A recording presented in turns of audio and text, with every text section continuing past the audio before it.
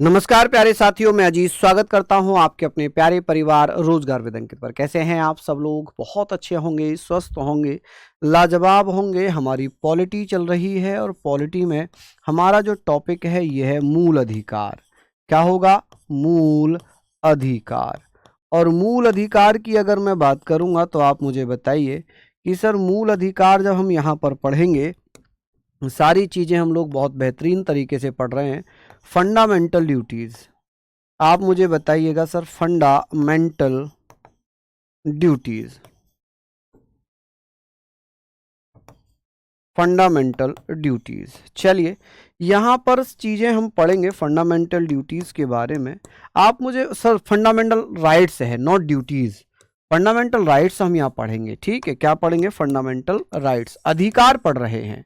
क्या पढ़ रहे हैं? अधिकार पढ़ रहे हैं, ठीक है। मौलिक कर्तव्य पढ़ते तब हम ड्यूटीज पढ़ते हैं, हम मौलिक अधिकार पढ़ रहे हैं। मैं एक बार रिवाइज कराता हूं। कल हम लोगों ने बात की, कल हम लोगों ने जो चर्चा की थी, कल हम लोगों ने पढ़ा था कि सर जो मूल अधिकार हैं, मूल अधिकार संविधान के भाग 3 में दिए हुए हैं। किस में? भाग 3 में।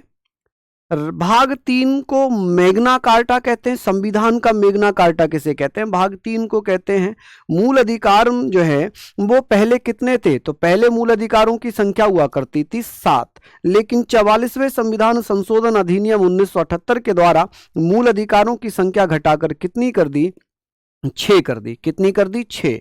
तो अब बात आती है 6 कौन कौन से? समानता का अधिकार, स्वतंत्रता का अधिकार, शोषण के विरुद्ध अधिकार, धार्मिक स्वतंत्रता का अधिकार, शिक्षा एवं संस्कृति का अधिकार, और आप कह सकते हैं सर संवैधानिक उपचारों का अधिकार। किसका? संवैधानिक उपचारों का अधिकार। ये चीजें हम लोग पढ़ते हुए चलेंगे। हम लोगों ने अनुच्छेद 12 पढ़ा कि 12 में राज्य की परिभाषा है, 13 में राज्य द्वारा ऐसा कोई कानून नहीं बनाया जाएगा, संसद द्वारा ऐसा कोई कानून नहीं बनाया जाएगा जो मूल अधिकारों का उल्लंघन करे। फिर हमने पढ़ा 14, विधि के समक्ष समानता एवं समान संरक्षण, सभी कानून की नजरों में समान होंगे, ठीक है। हमने पढ़ा अनुच्छेद 15, किसी भी व्यक्ति, किसी भी भारतीय को उसके जाति, धर्म, लिंग, वंश, जन्मस्थान के आधार पर भेदभाव नहीं किया जाएगा। फिर हमने 16 पढ़ा। 16 में यह पढ़ा था कि कोई भी हो, सभी सरकारी नौकरियों में बराबरी के अधिकार होंगे, अधिकारी होंगे, यानी कि सभी को बराबरी का अधिकार मिलेगा। लोक नियोजन में समानता का अधिकार दिया जाएगा अनुच्छेद 16 में। 16 खंड 4 कहता है कि राज्य उन लोगों को सरकारी नौकरियों में आरक्षण दे सकता है जिनका प्रतिनिधित्व सरकारी नौकरियों में कम हो। वहीं हमने 16 खंड 6 पढ़ा था 103वें संविधान संशोधन अधिनियम 2019 के द्वारा, कि इसमें यह था कि जो ईडब्ल्यूएस वाले हैं, जो आर्थिक रूप से कमजोर लोग हैं, पिछड़े लोग हैं, उन्हें क्या मिलेगा? उन्हें भैया आरक्षण 10% आरक्षण दिया जा सकता है, ठीक है। 17 पढ़ा था स्पष्टता का अंत, 18 पढ़ा था हमने उपाधि का अंत, ठीक है। अनुच्छेद 19 हम पढ़ रहे थे। 19 में हमने क्या पढ़ना था? तो ये क्लास कौन सी? ये क्लास नंबर है सेकंड है, ठीक है जी, क्लास नंबर सेकंड है। तो इसमें हमने भैया 19B पढ़ना है आज। क्या पढ़ना है? 19B। देखिए अनुच्छेद 19B क्या कहता है। अनुच्छेद 19B क्या कहता है कि सर 19B, ये जो अनुच्छेद 19B है, इसे कब जोड़ा गया था? फटाफट से बताइए कि सर 19B शांतिपूर्वक एवं निशस्त्र सम्मेलन की स्वतंत्रता की बात करता है। ये किसकी बात करता है? कि शांतिपूर्वक निशस्त्र सम्मेलन की स्वतंत्रता, बिना हथियारों के, बिना किसी झगड़े के, बिना किसी उपद्रव के हम धरना दे सकते हैं, आंदोलन कर सकते हैं, विरोध कर सकते हैं, लेकिन ऐसे स्थान पर जहां किसी आम जनता को नुकसान ना हो, जहां पर किसी को नुकसान ना हो, ठीक है। अब हम बात आती है कि सर ये हमने पढ़ लिया था कि 19 सभा, संघ एवं सहकारी समितियां बनाने का अधिकार है। इसे कब जोड़ा गया था? इसे भैया कब जोड़ा गया? तो 19 जो कि भैया हमारा मूल अधिकार है सहकारी समितियां बनाने का, 19 इसे कब जोड़ा गया? कमेंट में आंसर आना चाहिए कि sir freedom to make association, unions and cooperative societies. कि सर ये बताइए 19 क्या कहता है? अनुच्छेद 19 में क्या लिखा हुआ है? फटाफट से आप मुझे बताइए, सारी चीजें यहां पर आप लोग बताते हुए चलिए कि सर अनुच्छेद 19 कब जोड़ा गया? चलिए जल्दी जल्दी से बता दीजिए। बहुत बढ़िया। यहां पर हम लोग बात कर रहे हैं इसके बारे में, आप लोग मुझे बताएंगे सर कब जोड़ा गया है? चलिए बताइए। बहुत अच्छा, शानदार। तो हम लोग भैया बात करेंगे, हम लोगों ने ये चीजें पढ़ ली थी। 77 नहीं 97, बिल्कुल 97, 97वां संविधान संशोधन, 97 कॉन्स्टिट्यूशनल अमेंडमेंट एक्ट 2011 में इसको जोड़ा गया। ठीक है, इसे मूल अधिकार बनाया। अनुच्छेद 19(1)(डी) क्या कहता है जी? इसमें लिखा है कि भारत में कहीं भी घूमने की स्वतंत्रता, freedom to move freely throughout the territory of India. हम कहेंगे sir freedom to move freely throughout the territory of India, कि सर भारत में कहीं भी घूमने की स्वतंत्रता, freedom to move freely throughout the territory of India. तो हमने यहाँ पर सारी चीजों को पढ़ना है और आप लोग मुझे बताएंगे कि सर अनुच्छेद 19 में हम काफी सारे अधिकार पढ़ेंगे। तो 19(1)(a) हमने कल पढ़ा था, 19(1)(b) हमने पढ़ लिया, 19(1)(c) पढ़ लिया, 19(1)(d) पढ़ लिया। 19(1)(d) कहता है कि मैं भारत का नागरिक हूं, मैं भारत में कहीं भी घूम सकता हूं, मुझे भारत में कहीं भी आने जाने की स्वतंत्रता है, लेकिन मैं ऐसे स्थानों पर नहीं जाऊंगा जहां पर सेना ने प्रतिबंध लगा रखा होगा, सेना ने मना कर रखा होगा, क्योंकि सेना के उस क्षेत्र में जाने से सेना की गोपनीय जानकारी शत्रु देशों को पता चल सकती है, इसलिए सेना ने कुछ स्थानों पर रोक लगा रखी है।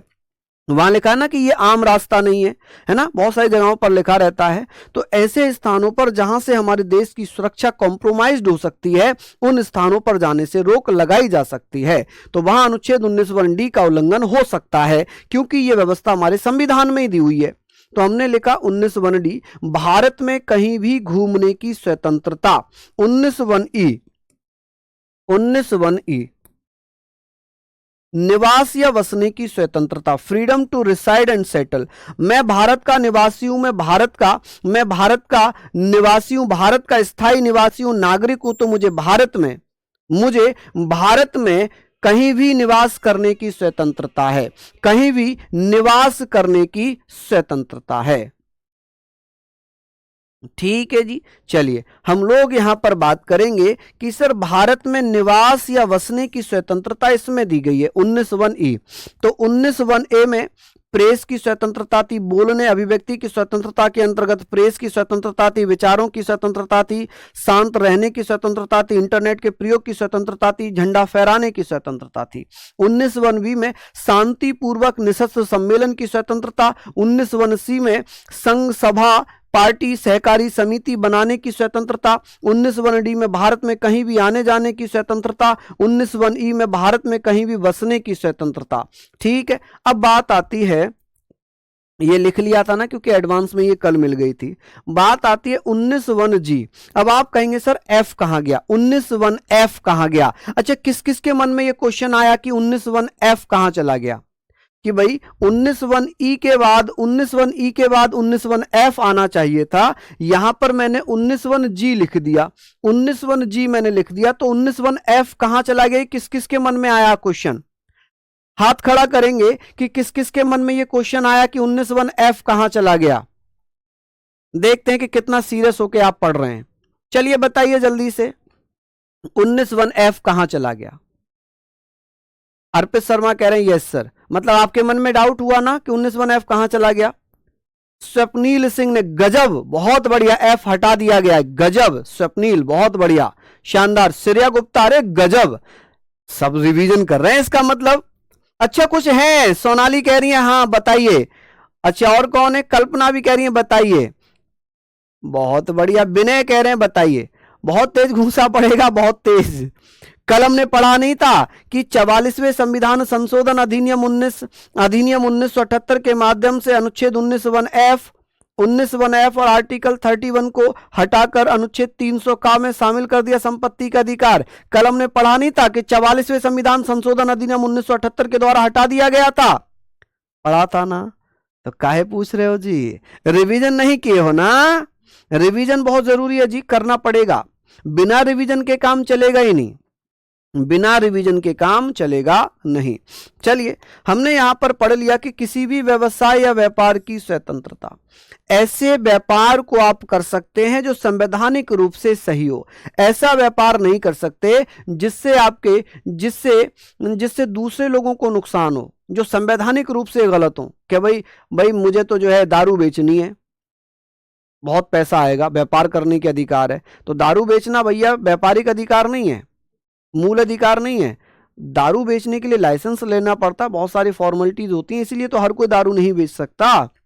नशा करने की स्वतंत्रता, क्या आप ऐसी जगह पर बैठकर दारू पी सकते हैं जिससे किसी और को नुकसान हो? तो नहीं कर सकते। तो आप कहेंगे सर किसी भी व्यवसाय या व्यापार की स्वतंत्रता जो संवैधानिक दायरे में है। आप कोई भी व्यापार ऐसा करेंगे जो संवैधानिक दायरे में रहकर आपके परिवार को पालन पोषण करने में आपकी मदद करेगा, ये आपका मूल अधिकार है। लेकिन आप अफीम, हथियार, दारू, ये सारे व्यापार नहीं कर सकते। इसके लिए लाइसेंस की परमिशन पड़ती है, इसके लिए लाइसेंस की आवश्यकता होती है। हाँ, लिख लिया आप लोगों ने? बिल्कुल, मुझे तो डिजिटल घूसा तो पढ़ना ही चाहिए इनका। चलिए, अब बात आती है कि सर अनुच्छेद 20 क्या कहता है। अनुच्छेद 20 क्या कहता है? ये कहता है दोष सिद्धि से संरक्षण, protection and respect of convention of offences. जब तक दोष सिद्ध ना हो जाए किसी को दोषी नहीं कह सकते। अनुच्छेद 20 खंड में 3 होंगे, 20 खंड 1, 20 खंड 2, 20 खंड 3। ये क्या है? इसके खंड हैं, क्लोज हैं। अनुच्छेद 20 कहता है कि दोष सिद्धि से संरक्षण, कि जब तक दोष सिद्ध ना हो जाए, अपराध प्रूफ ना हो जाए, क्राइम प्रूफ ना हो जाए, तब तक किसी को आप क्रिमिनल या अपराधी नहीं कह सकते। आपने मूवियां देखी होंगी, उसमें आपने सुना होगा ना जज से, वकील से, कि मेरे मुवक्किल पर, मेरे क्लाइंट पर ये आरोप लगाए गए हैं। वो ये कहता है कि मेरे अपराधी पर, मेरे क्रिमिनल पर ये आरोप लगे हैं? वो कभी नहीं कहेगा। वो विक्टिम शब्द का प्रयोग करेगा या भैया वो मेरे क्लाइंट का प्रयोग करेगा, वो मेरे मुवक्किल का प्रयोग करेगा। जब तक सिद्ध नहीं हो जाता किसी पे अपराध, तब तक किसी को अपराधी नहीं कह सकते। यह व्यवस्था अनुच्छेद 20 में लिखी हुई है। किसमें? अनुच्छेद 20 में लिखी हुई है। समझ रहे हैं आप मेरी बातें? कि सर दोष सिद्धि से संरक्षण, कि जब तक दोष सिद्ध ना हो जाए, जब तक दोष यानी कि अपराध, जब तक अपराध सिद्ध ना हो जाए, सिद्ध ना हो जाए, तब तक अपराधी नहीं माना जाएगा। तब तक किसी को अपराधी नहीं माना जाएगा, नहीं माना जाएगा। क्लियर है? चलिए, हम बात करेंगे सर अनुच्छेद 20 खंड 1। अनुच्छेद 20 खंड 1 में क्या लिखा है? 20 खंड 1 कहता है कार्योत्तर विधियों से संरक्षण, एक्स पोस्ट फैक्टो लॉ। यानी कि इसका मतलब क्या होगा? एक्स पोस्ट फैक्टो लॉ, कार्योत्तर विधियों से संरक्षण। कार्योत्तर, जो कार्य पहले अपराध की श्रेणी में नहीं आते थे, जो कार्य कल तक अपराध की श्रेणी में नहीं आते थे, आज कानून बनाकर उन्हें अपराध बना दिया जाए तो कल किए गए कार्यों के लिए मुझे सजा नहीं मिलेगी। मान लो कल कोई काम था, किसी का नाम जो है, जैसे घर में होते हैं ना, किसी को हमने कलुआ कह दिया है ना, किसी को हमने कलुआ कह दिया, तो कलुआ कल तक कहना अपराध नहीं था, लेकिन आज किसी को कलुआ कहा जा रहा है और वो दंडनीय अपराध है। तो आज किए गए कार्य के लिए सजा तो दी जा सकती है, लेकिन कल जो काम किया, कल जो कहा गया था कलुआ, उसके लिए सजा नहीं दी जाएगी। क्यों? क्योंकि कल तक वो अपराध की श्रेणी में नहीं था। तो 20 खंड 1 कहता है कि जब तक जो कार्योत्तर विधियों से संरक्षण है, जो कार्य कानून बनने से पहले अपराध नहीं थे, कानून बनने के बाद अपराध बना दिए गए, तो पहले किए गए कार्यों के लिए सजा नहीं दी जाएगी। ऐसे समझो, आपने एक एग्जाम्पल समझो। एक एग्जाम्पल ये है कि निर्भया गैंगरेप सुना है आप लोगों ने? हमारे भारत में कानून व्यवस्था है कि कोई जो 18 साल से कम उम्र का है, अगर वो कोई भी अपराध करे तो उसे ज्यादा से ज्यादा 3 साल की सजा मिलती है। कितने साल की? 3 साल की सजा मिलती है। लेकिन जब वो गैंगरेप हुआ तो उसमें एक राक्षस था जो 18 साल से कम था, उसे मात्र 3 साल की सजा हुई, वो छूट गया। ऐसी स्थिति में विरोध हुए, बहुत जगह जगहों पर विरोध हुए, कैंडल मार्च निकले, तो कानून यह बनाया गया कि जो जघन्य अपराध है, जो रेयरेस्ट केस में आता है, जिसकी सजा ही सिर्फ फांसी है, तो उसके लिए उम्र 16 साल कर दी गई कि यदि 16 साल का कोई लड़का ऐसा जघन्य अपराध करता हुआ पाया जाता है और वो दोषी पाया जाता है तो उसे फांसी दी जाएगी। अब आप कहेंगे चलिए ठीक है, कानून बन जाएगा, लेकिन कानून से पहले ऐसे जिसने अपराध किए होंगे, जिन्होंने 3 साल की सजा काटी होगी, क्या उन्हें फांसी होगी? तो उन्हें फांसी नहीं होगी, क्योंकि कानून बाद में बना, कानून बाद में बना। तो आप कहेंगे सर कार्योत्तर विधियों से संरक्षण कि जो कानून जो कार्य कल अपराध नहीं थे आज अपराध बना दिए जाए, कानून बनाकर कल किए गए कार्यों के लिए सजा नहीं दी जाएगी। 20 खंड 2 दोहरे दंड से संरक्षण, एक अपराध के लिए एक सजा की व्यवस्था है।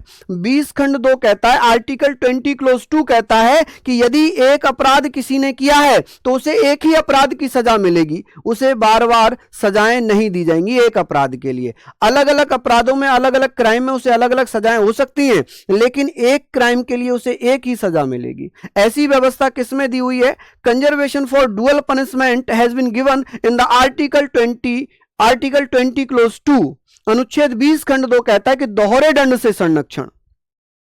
20 खंड 3 में क्या लिखा है? 20 खंड 3 कहता है स्वयं के विरुद्ध साक्षी होने के लिए बाध्य नहीं किया जाएगा।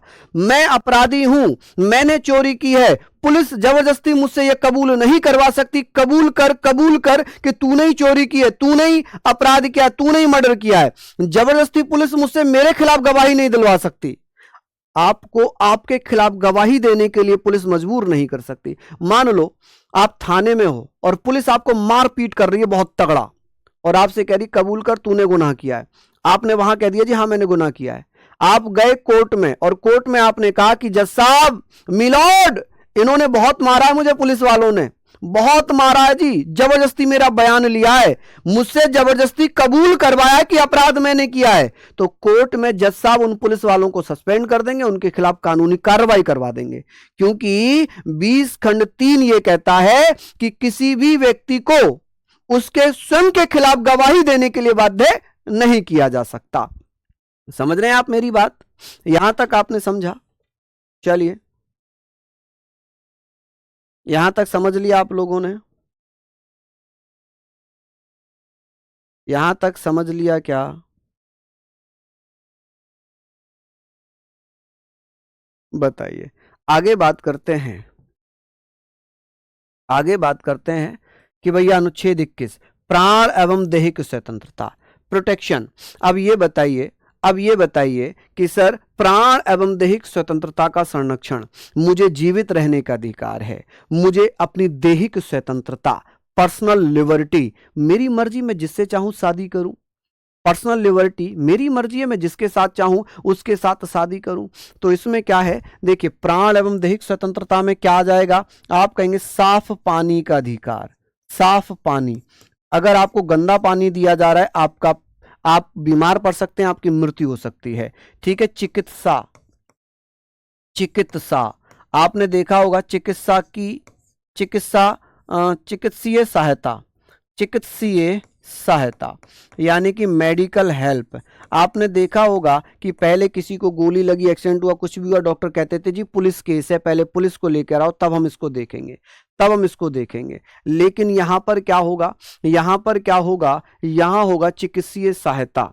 चिकित्सीय सहायता का मतलब है कि पहले डॉक्टर जो है मरीज को बचाएंगे, उसके बाद कानूनी कार्यवाही करेंगे। ठीक है। विवाह, विवाह की स्वतंत्रता, शादी, विवाह की स्वतंत्रता, जिससे मर्जी है उससे शादी कर सकते हैं, स्वतंत्रता। ठीक है। अब बात आती है कि सर विवाह की स्वतंत्रता, यहां पर आप कहेंगे सर विदेश जाने की स्वतंत्रता, दैहिक स्वतंत्रता में आ जाती है विदेश जाने की स्वतंत्रता, विदेश जाने की स्वतंत्रता, विदेश जाने की स्वतंत्रता। क्लियर है? अब यहां पर और क्या आ जाएगा, यहां पर और क्या आ जाएगा? आप कहेंगे सर नींद का, अभी जोड़ा गया है नींद का अधिकार, सोने का अधिकार, नींद का अधिकार, राइट टू स्लीप। अगर आपको सोते हुए से कोई जगा देता है तो आपके अनुच्छेद 21 का उल्लंघन है।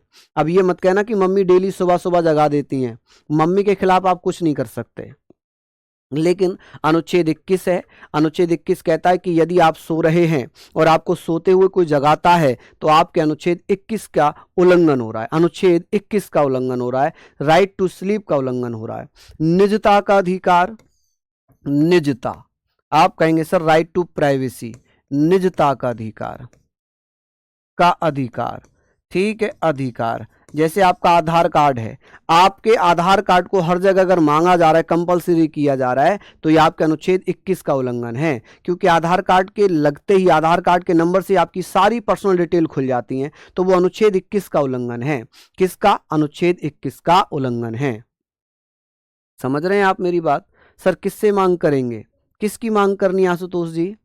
चलिए यहां पर हमने लिख लिया। अब 21A की बात कर रहे हैं कि सर शिक्षा का अधिकार, शिक्षा का अधिकार क्या है? ये कहता है कि ये कहता है कि 6 वर्ष से लेकर 14 साल के जो बच्चे हैं, 6 साल से 14 साल के बच्चों को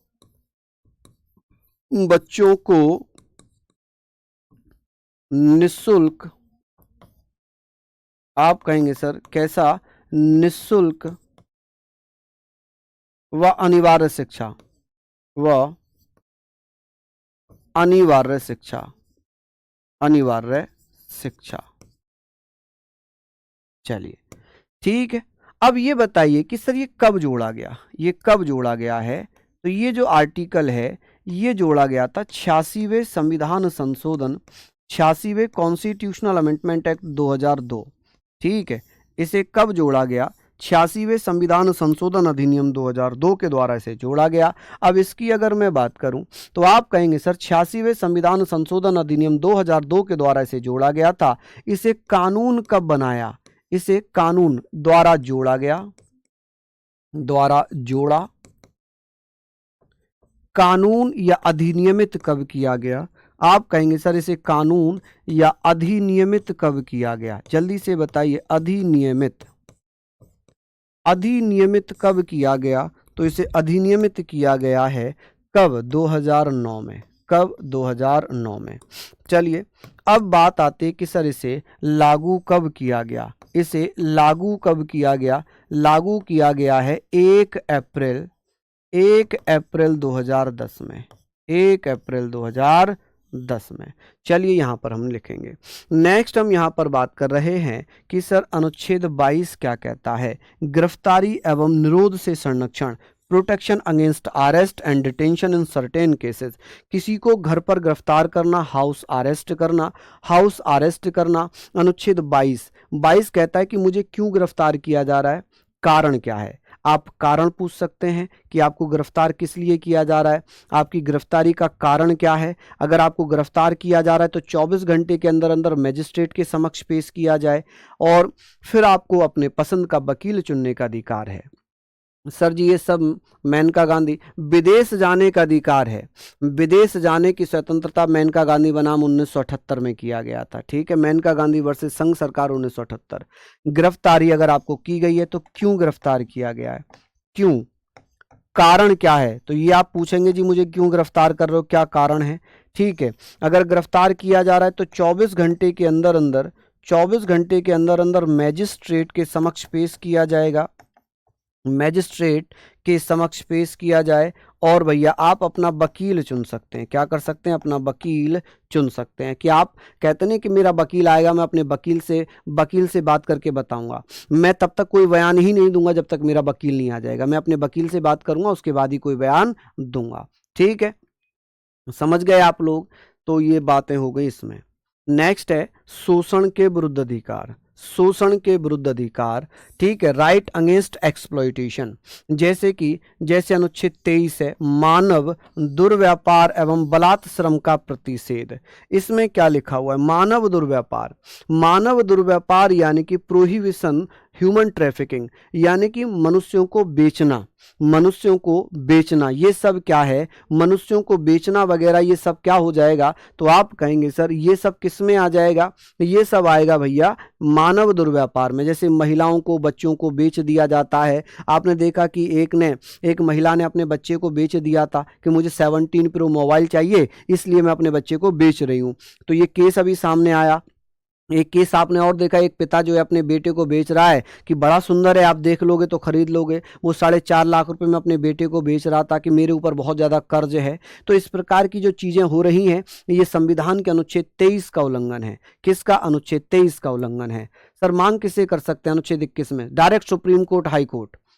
सुप्रीम कोर्ट, हाई कोर्ट में डायरेक्ट याचिका लगा सकते हैं आप, ठीक है। बलात् श्रम का प्रतिषेध, यानी कि फोर्स लेबर, जबरदस्ती काम करवाना, मजदूरी करवाना, जबरदस्ती काम करवाना। आपने दो शब्द सुने होंगे।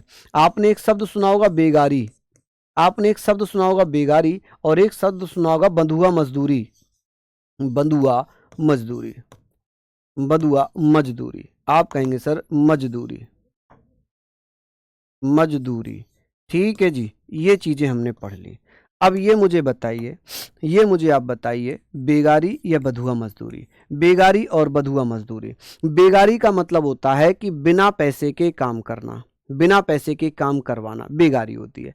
सबने एक तो सुना होगा, एक सबने सुना होगा सर, नार्को टेस्ट पोलोग्राफी मान्य है कोर्ट में? हाँ मान्य है। उसकी परमिशन लेनी पड़ती है, पहले कोर्ट से परमिशन लेनी पड़ती है कि भाई हमें से पोली कराना है, हमें इनका नार्को टेस्ट करवाना है। तो पहले कोर्ट से परमिशन ली जाती है, उसके बाद ये टेस्ट होते हैं, तब ये वैलिड होते हैं। आप बिना परमिशन के नार्को टेस्ट करवा ही नहीं सकते किसी का, ठीक है। करवा भी लेंगे धोखे से तो वो कोर्ट में सबमिट नहीं होगा, ठीक है, क्योंकि कोर्ट को दिखाना भी तो पड़ेगा जी आपकी परमिशन से ही हमने टेस्ट करवाया है।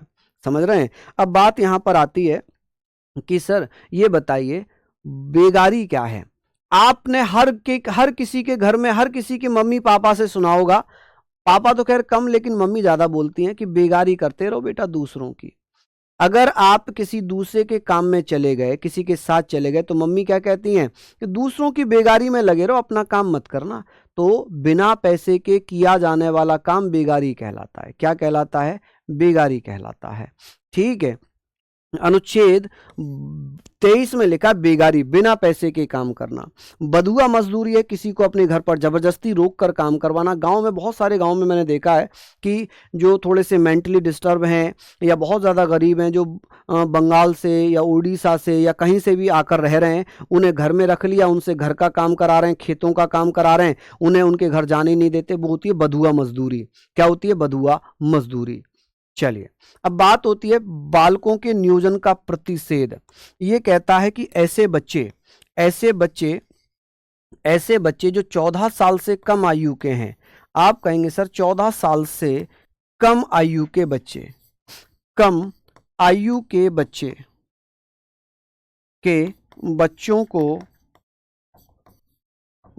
को जोखिम वाले कार्यों में नहीं लगाया जाएगा।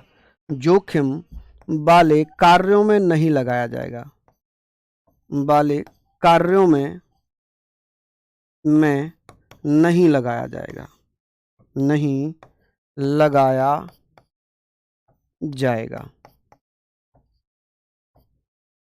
ठीक है। बालकों के नियोजन का प्रतिषेध, ऐसे बच्चे जो 14 साल से कम आयु के हैं, उन्हें किसी होटल, रेस्टोरेंट, फैक्ट्री या किसी ऐसे कारखानों में नहीं लगाया जाएगा जहां उनकी जान को खतरा हो। तो इसे हम क्या कहते हैं? इसे हम कहते हैं बधुआ मजदूरी। तो भैया यहां पर थे, इसे हम क्या कहेंगे? बालकों के नियोजन का प्रतिषेध, कि 14 साल से कम आयु के बच्चों को जोखिम वाले कार्यों में नहीं लगाया जाएगा। ठीक है जी, समझ गए? चलिए, समझ रहे हैं आप? ये आप लिखिए, बेगारी बिना गाली की कैसी बात कर रहे हैं आप? बेगारी का मतलब है, जैसे आपकी मम्मी ने कहा कि बेटा जा बाजार से दूध ले आ या सब्जी ले आ। आपने मना कर दिया कि मम्मी मैं तो पढ़ रहा हूं, मैं नहीं जा रहा। लेकिन पड़ोस वाली आंटी ने कहा कि बेटा राहुल, जरा जरा 1 किलो आलू ले आना, 1 किलो आलू ले आना पास की दुकान से। राहुल अब कहाँ मना कर रहे हैं? क्योंकि आंटी जी ने कहा है, और आंटी जी की एक सुंदर सी कन्या है, आंटी जी की एक सुंदर सी कन्या है। तो राहुल उनको भैया इंप्रेस करना चाह रहे हैं, है ना? तो वो आलू ले आए, लेकिन गलती से मम्मी ने देख लिए। मम्मी ने कहा अच्छा, मैंने भी तो अभी सब्जी मंगाई, मुझे तो मना कर दी, अब आंटी का आलू कैसे ले आए? तो बेगारी करते रहो बेटा दूसरों की, दूसरों के बेगार में लगे रहो। ये डायलॉग सबने सुने होंगे, सबने सुने होंगे। किस किस ने सुने? अच्छा बताओ, ये लिख लीजिए जल्दी से, लिख लीजिए। ये यहां पर आप लोगों ने लिख लिया। देखिए किताबी भाषा हैं, ये सब किताबी भाषाएं। आप देख लीजिए, किसी भी होटल में चले जाइए, किसी भी रेस्टोरेंट में चले जाइए, किसी भी फैक्ट्री में चले जाइए, बच्चे मिल जाते हैं, मिल जाते हैं। ठीक है जी, चलिए बहुत बढ़िया। अब बात आती है सर अनुच्छेद 25 से 28 की। इसमें क्या लिखा हुआ है? अनुच्छेद 25 क्या कहता है? अनुच्छेद 25 कहता है अंतःकरण आदि की स्वतंत्रता, फ्रीडम ऑफ कंसाइंस, यानी कि मेरी मर्जी है, मेरी मर्जी है, मैं जिस धर्म को मानना चाहूं, जिस धर्म को मैं मानना चाहूं उस धर्म को फॉलो करूंगा। अर्पित शर्मा कह रहे हैं fresh air needed to be added in article 21। देखिए अनुच्छेद 21 में इसको जोड़ा गया, साफ हवा जरूरी है। दिल्ली के एयर क्वालिटी को लेकर जो AQ था उसको लेकर ये विवाद चल रहा था कि भाई इतनी खतरनाक जहरीली गैस है, आदमी मरेंगे, इतनी जहरीली हवा, मर जाएंगे, तो उसे अनुच्छेद 21 में शामिल किया गया। सही कहा आपने। देखिए अंतःकरण की आजादी, अनुच्छेद 25 कहता है मुझे मेरे धर्म की स्वतंत्रता है, मैं जिस धर्म को चाहूं उस धर्म का पालन करूंगा। ठीक है, अंतःकरण की स्वतंत्रता। अब ये मुझे बताइए, अंतःकरण की स्वतंत्रता हो गई, यहां पर हम बात कर रहे हैं कि सर अनुच्छेद 25 में लिखा है कृपाण धारण करना। क्या धारण करना? कृपाण। आप कहेंगे सर कृपाण धारण करना, कि भाई जो सिख लोग हैं वो कृपाण धारण कर सकते हैं, आप तो लेकर चले जाओ कृपाण, तलवार जो रहती है, आपको पुलिस उठा लेगी, लेकिन जो सिख वाले पगड़ी वाले लोग हैं वो भैया कृपाण धारण कर सकते हैं। ठीक है, वो जैसे चाहें अपने धर्म को वैसे मान सकते हैं। ठीक है, धार्मिक कार्यों के प्रबंधन की स्वतंत्रता अनुच्छेद 26 में है। धार्मिक कार्यों के प्रबंधन की स्वतंत्रता का क्या मतलब है? यहां पर मतलब क्या है? यहां पर अगर हम बात कर रहे हैं, अगर कोई भी डाउट है तो आप ग्रुप में पूछ सकते हैं। टेलीग्राम ग्रुप है यशवंत जी, टेलीग्राम ग्रुप बना हुआ है माय डियर ब्रदर। ठीक है, चलिए यहाँ पर हमने बात करनी है, यहाँ हम बात कर रहे हैं कि सर ये जो स्वतंत्रता है ये किसी व्यक्ति विशेष को नहीं मिलती, ये बल्कि जो कमेटी है, मंदिर कमेटी है, गुरुद्वारा कमेटी है, मस्जिद कमेटी है, ठीक है, उन लोगों को मिलता है कि भाई जागरण कराना है, भंडारा कराना है, या भैया लंगर लगवाना है। तो इस प्रकार के जो प्रबंधन की स्वतंत्रता है, जुलूस निकालना है, रैली निकालनी है, ये सब अनुच्छेद 26 में आती है। किस में आती है? अनुच्छेद 26 में आती है।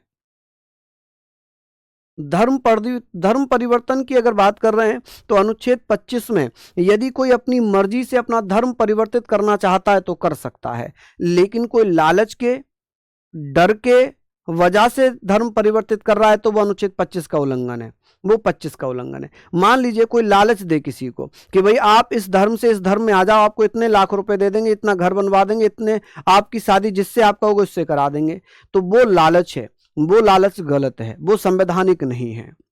धार्मिक कार्यों के प्रबंधन की स्वतंत्रता, अनुच्छेद 26 में क्या लिखा है? धार्मिक अभिवृद्धि हेतु करों से मुक्ति। इसका मतलब है दान किए गए रुपए पर, दान में दिए गए या दान पर कोई टैक्स नहीं लगेगा, दान पर कोई टैक्स नहीं लगेगा, नहीं लगेगा। मान लीजिए कोई पैसा मंदिर में दिया गया है तो उस पैसे पर कोई टैक्स नहीं लगेगा। Freedom to taxes for religious promotion, धार्मिक अभिवृद्धि हेतु मंदिर बनवाने के लिए पैसा दिया गया तो उस पैसे पर कोई टैक्स नहीं लगेगा, कोई टैक्स नहीं लगेगा। समझ रहे हैं आप मेरी बात? ये सारे पॉइंट आप लोग अच्छे से समझिए। नेक्स्ट है कि सर शिक्षण संस्थाओं के बारे में स्वतंत्रता, कि सर शिक्षण संस्थाओं के बारे में स्वतंत्रता, ऐसा कोई विद्यालय जो किसी राज्य द्वारा दिए गए पैसे पर संचालित होता है या उसको चलाया जाता है, जिसकी सैलरी, टीचर्स की सैलरी राज्य सरकार से आती है, तो उस शिक्षण संस्थान में किसी विशेष धर्म की शिक्षा नहीं दी जाएगी। विशेष धर्म की शिक्षा का मतलब क्या है? मतलब है कि जैसे मदरसों में कुछ ऐसी शिक्षण संस्थान थी भारत उत्तर प्रदेश में जिनको बंद कर दिया गया। क्यों? क्योंकि वहां पर केवल उर्दू या इस्लामिक पढ़ाते थे, सैलरी राज्य सरकार से आती थी, तो ऐसे मदरसों को बंद कर दिया। जिन मदरसों में केवल और केवल उर्दू या इस्लामिक शिक्षा पढ़ाई जाती थी उन्हें बंद किया। बाकी जो और मदरसे हैं जहाँ पर सभी विषय पढ़ाए जाते हैं, मैथ, गणित हो, साइंस हो, इंग्लिश हो, सोशल साइंस हो, ठीक है, एसएसटी वगैरह हो, जब ये पढ़ाए जाते हैं तो इनको चलने दिया जा रहा है, चलाए जा रहे हैं। यानी कि किसी भी शिक्षण संस्थान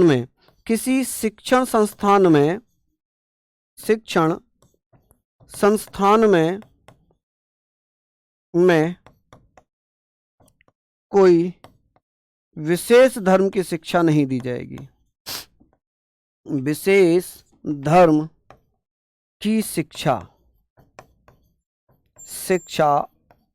नहीं दी जाएगी। ठीक है जी, किसी शिक्षण संस्थान में कोई विशेष धर्म की शिक्षा नहीं दी जाएगी। जिस शिक्षण संस्थान को जो अनुदान है, अनुदान राज्य द्वारा मिलता हो, अनुदान या रुपए, सैलरी, रुपए हो गए, सैलरी हो गई, वेतन हुआ, सैलरी राज्य द्वारा दी जाती हो, सैलरी राज्य द्वारा दी जाती हो, राज्य सरकार द्वारा दी जाती हो,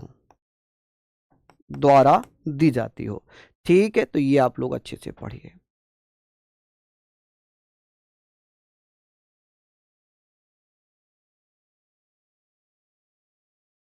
चलिए लिखिए जल्दी जल्दी से, बहुत बढ़िया, इसको आप लोग अच्छे से पढ़ सकते हैं।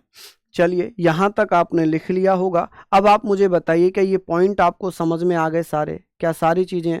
क्या सर प्राइवेट मदरसों को सरकार बंद कर सकती है? देखिए प्राइवेट मदरसों की अगर बात कर रहे हैं या यहाँ पर, चलिए सर जी गीता ग्रंथ को देखिए, अगर किसी शिक्षण संस्थान में गीता या भागवत गीता स्पेशली पढ़ाई जा रही है तो उस पर प्रतिबंध लगाया जा सकता है। क्यों?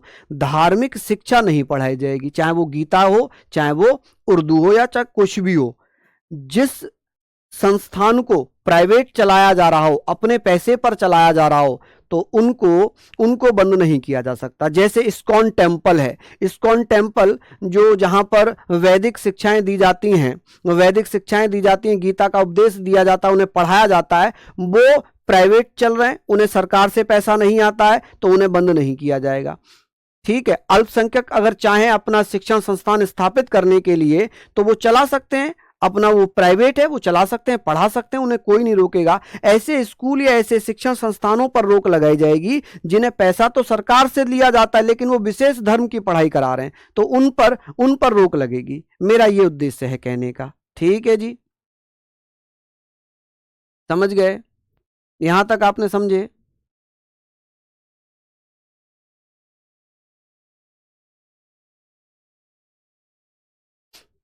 चलिए लिख लीजिए ये सारी चीजें। आगे से हम बात करें, आगे हम बात करते हैं। बात आ रही है जी यहां पर संस्कृति और शिक्षा संबंधी अधिकार जो कि 29 और 30 में दिए हुए हैं। ठीक है, आप कहेंगे सर अनुच्छेद 29 कहता है अल्पसंख्यक वर्गों के हितों का संरक्षण। जो अल्पसंख्यक वर्ग हैं यहां पर अल्पसंख्यक वर्गों के हितों का संरक्षण, ये मुझे बताइए कि सर जो अल्पसंख्यक है इन्हें इनकी भाषा, लिपि और संस्कृति को सुरक्षित रखने का अधिकार है। भाषा, लिपि, संस्कृति को सुरक्षित रखने का अधिकार है। आप कहेंगे सर क्या करने का? सुरक्षित करने का अधिकार है। ठीक है, अच्छा माइनॉरिटीज कितने हैं भारत में? 6 माइनॉरिटीज कितने हैं भारत में? 6। और पहले ये बताइए माइनॉरिटीज किसे कहा जाता है? भाषाई एवं धार्मिक आधार पर माइनॉरिटीज मानते हैं। कितने माइनॉरिटीज हैं भारत में? 6। कौन कौन से होंगे? सबसे बड़ा माइनॉरिटीज कौन है भारत में? मुस्लिम। दूसरा हम कहेंगे सर जैन। ठीक है, सिख। कौन होंगे जी? सिख। बौद्ध। कौन होंगे? बौद्ध। पारसी और ईसाई। ठीक है जी, ईसाई, ये माइनॉरिटीज हैं। तो ये भाषा और धर्म, देखिए भाषा धर्म मुस्लिम कम है, जैन कम है, सिख कम है, बौद्ध कम है, पारसी कम है, ईसाई कम है, इसलिए माइनॉरिटीज है। ठीक है, अनुच्छेद 30 कहता है कि शिक्षण संस्थाओं की स्थापना करना। जो माइनॉरिटीज हैं, जो अल्पसंख्यक हैं, वो अनुच्छेद 30 के तहत अपने स्कूलों की, अपने शिक्षण संस्थानों की स्थापना करवा सकते हैं। उन्हें जो धार्मिक शिक्षा देना चाहें वो दे सकते हैं, लेकिन यहां पर ध्यान रखना अल्पसंख्यकों को एस्टेब्लिशमेंट ऑफ एजुकेशनल इंस्टीट्यूशंस, ये अधिकार है, अल्पसंख्यक अपने शिक्षण संस्थानों की स्थापना कर सकते हैं। वहीं अनुच्छेद 32 कहता है संवैधानिक उपचारों का अधिकार, राइट टू कॉन्स्टिट्यूशनल रेमेडीज। अच्छा ये बताइए किसने कहा था अनुच्छेद 32 को, किसने कहा था कि संविधान की आत्मा है, किसने कहा था ये संविधान की आत्मा है? आप कहेंगे सर अंबेडकर साहब ने कहा था। किसने कहा था? अंबेडकर साहब ने कहा था। चलिए बहुत बढ़िया, किसने कहा था? अंबेडकर साहब ने कहा था।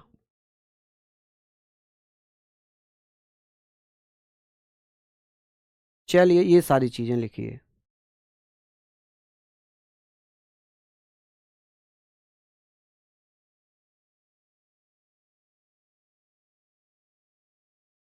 ठीक है, हाँ जी। सर गीता को धार्मिक ग्रंथ नहीं माना है, क्या उसकी पढ़ाई करवा सकते हैं? स्वेब ने क्वेश्चन पूछा है। बिल्कुल स्वेब, देखिए एक केस हुआ था जिसमें जिसमें गीता को यह माना कि गीता व्यवहारिक जीवन का एक संदेश है। गीता कोई धर्म का उपदेश नहीं देती, गीता व्यवहारिक जीवन के दर्शन को बताती है, तो उसके दर्शन को पढ़ाया जा सकता है। ठीक है, पढ़ाया जा सकता है। चलिए लिखा हुआ है, यहां पर लिखा हुआ है कि सर अनुच्छेद 32 के तहत, अनुच्छेद 32 के तहत कितनी रिट जारी कर सकते हैं? तो सुप्रीम कोर्ट द्वारा 5 रिट जारी की जाती हैं। कितनी? 5 रिट्स जारी की जाती हैं। 5 रिट्स। एक बंदी प्रत्यक्षीकरण है जिसे हैवियस कॉर्पस कहते हैं, व्यक्ति को प्रस्तुत किया जाए। देखिए हैवियस कॉर्पस का मतलब है जिसे जिसे गिरफ्तार किया गया, हाउस अरेस्ट किया गया है, तो व्यक्ति को प्रस्तुत करने के लिए कहा जा सकता है। ठीक है। परमादेश, मैंडामस, इसका अर्थ है कि हम आदेश देते हैं। सीनियर कोर्ट जूनियर कोर्ट को आदेश देते हैं कि हम आदेश देते हैं, परमादेश। प्रोहिबिशन का मतलब मना करना, रोक लगाना। क्या करना? मना करना, रोक लगाना। चलिए जल्दी से लिखिए कि सर प्रतिषेध का मतलब है प्रोहिबिशन, मना करना, कि भैया कोई सीनियर कोर्ट जूनियर कोर्ट को मना करेगा कि आपके जुरिडिक्शन में नहीं, आप यहां पर काम मत करिए। ठीक है, चलिए आगे बात करते हैं। आगे हम बात करेंगे उत्प्रेषण। उत्प्रेषण इसका मतलब क्या है? पूर्णतया सूचित करना या मंगवा लेना। पूर्णतया सूचित करना या मंगवा लेना। अधिकार प्रेक्षा का क्या मतलब है? प्राधिकार क्या है? आप किस प्राधिकार से, व्हाट इज योर अथॉरिटी, आप किस अधिकार से ये कार्यवाही कर रहे हैं। ठीक है, ये सारी चीजें यहां पर पढ़ लिया। बिल्कुल Catholic bishop council versus MP government 2012 का केस था। अरे गजब, कितनी अच्छी बात है, बहुत शानदार। तो ये सारी चीजें हमने बात कर ली। बताइए, कभी कभी ऐसा होता है, ये पूछ लेता है कि प्राधिकार क्या है, आपका प्राधिकार क्या है। जैसे मान लो कोई टीटी है जिसकी ड्यूटी जो थी वो दिल्ली से लेकर बरेली तक थी। अब वो बरेली से आगे भी टिकट चेक कर रहा है लालच में कि चलो पैसे कमा लेता हूं थोड़े से। तो ऐसी स्थिति में अगर पता चल जाए आपको कि ये टीटी तो था ही बरेली तक, इसके आगे दूसरा टीटी आएगा, तो ऐसी स्थिति में आप उसके खिलाफ उसका नाम, उसका फोटो लेकर एक रिट याचिका डलवा सकते हैं, जिसे हम कहते हैं अधिकार प्रेक्षा। तो कोर्ट उसे सस्पेंड करेगा, उसकी नौकरी खत्म करेगा, जेल भेजेगा कि आपने किस प्राधिकार से आगे टिकट चेक की है। ठीक है, कोई दरोगा बन गया, मान लो कोई लेखपाल बन गया और उसके पास कोई डॉक्यूमेंट नहीं था, उन्हें फर्जी डॉक्यूमेंट वगैरह बनवा लिए। आपको ये बात पता चल गई कि भाई इस गांव के इस लड़के ने फर्जी डॉक्यूमेंट बनवाए थे और इसके पास तो कुछ था ही नहीं, ये फर्जी डॉक्यूमेंट बनवा लिए, अपने भाइयों के डॉक्यूमेंट पे ये भर्ती हुआ है और आपने ये अधिकार प्रेक्षा रेट डाल दी। ये कहीं से भी ऑनलाइन हो जाती है, किसी भी कैफे से। तो अगर आपने डाल दी तो भैया जांच होगी और उस जांच में अगर वो गलत पाया गया तो उसके खिलाफ एक्शन लिया जाएगा, उसकी नौकरी खत्म कर दी जाएगी। रिट का मतलब होता है याचिका, रिट का मतलब होता है याचिका। चलिए लिख लीजिए आप लोग फटाफट से।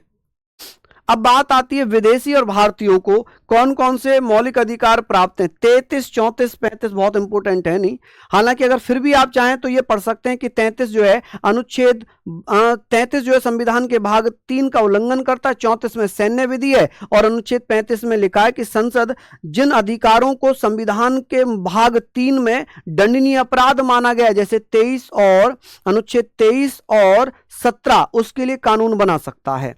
ठीक है, यहां पर है कि सर विदेशी और भारतीय नागरिकों को कौन कौन से मौलिक अधिकार प्राप्त हैं। देखिए 14, 20, 21 से ये 28 तक, यानी कि 20 से लेकर 28 तक और 14 ये भारतीयों को भी मिलते हैं और विदेशियों को भी मिलते हैं। लेकिन कुछ ऐसे अधिकार हैं जो केवल और केवल भारतीयों को मिलते हैं, जो केवल और केवल भारतीयों को मिलते हैं।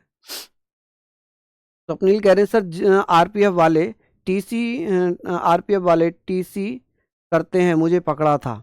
देखिए अगर हमें पता भी तो नहीं चलता ना किसकी ड्यूटी कहाँ तक है, वो तब पता चलता है जब वो बाहर लिस्ट लगी होती है ना कि किस किस की सीट है इसमें, किस किस की सीट हैं, तो ऊपर टीटी भी लिखा रहता है। ठीक है, आप उसकी टीटी की नेम प्लेट देख लीजिए कि कौन से टीटी की ड्यूटी थी, तो वो आपको तब पता चलता है। ठीक है, चलिए ये आप लोग लिख लीजिए फटाफट से, जल्दी से लिखिए इसको फटाफट से।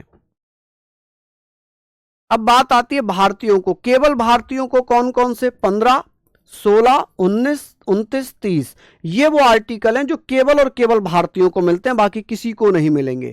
ये किसी को नहीं मिलते, ये केवल भारतीयों को ही मिलते हैं। यहां तक आप लोग भैया मुझे बताइए, कलम पढ़ेंगे राज्य के नीति निदेशक सिद्धांत, कलम पढ़ेंगे राज्य के नीति निदेशक सिद्धांत, directive principle of state policy, कल हम लोग पढ़ेंगे। ठीक है जी, क्या यहाँ तक आप लोगों ने लिख लिया? मुझे बता दीजिए एक बार फटाक से, एक बार सभी भैया बताइए, क्या ये सारी चीज़ें आप लोगों ने नोट डाउन कर ली? ये मज़ा आया आपको पढ़ने में?